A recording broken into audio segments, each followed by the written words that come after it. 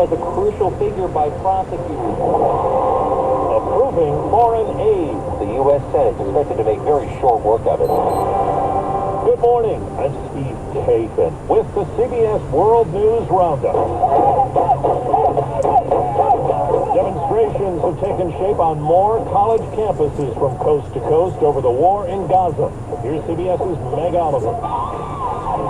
A chaotic scene at Cal Poly Humboldt in Northern California as police and riot gear clashed with pro-Palestinian protesters. And at New York University last night, the NYPD broke up a pro-Palestinian encampment.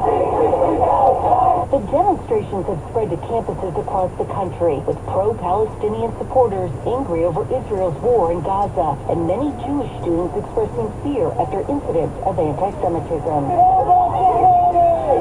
Like near Columbia University, where some demonstrators chanted anti-Semitic slogans.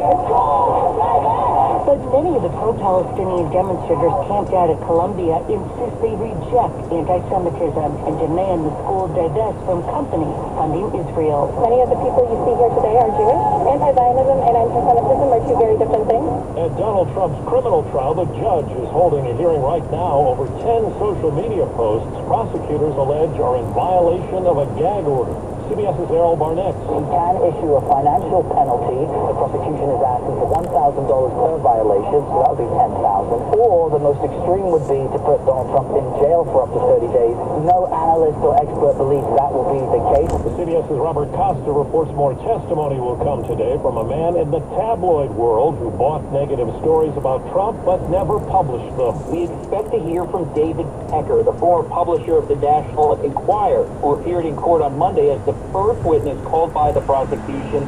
Pecker is seen as a crucial figure by prosecutors, someone who was part of the original conversation in 2015 where these so-called catch-and-kill operations to help Trump's campaign were hatched by Michael Cohen and David Pecker and Donald Trump, at least in the eyes of the prosecution. The final chapter in the months-long struggle to pass foreign aid legislation is expected to play out today. CBS's Scott McFarland is in Washington.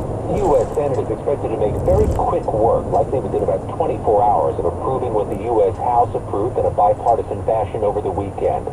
More than $60 billion in aid for Ukraine that the administration has been asking for since last year, plus tens of billions of dollars for Israel and the Indo-Pacific region, and a plan to require TikTok to be sold or divested from its China-based owner or face a ban in the U.S. Now to the Middle East.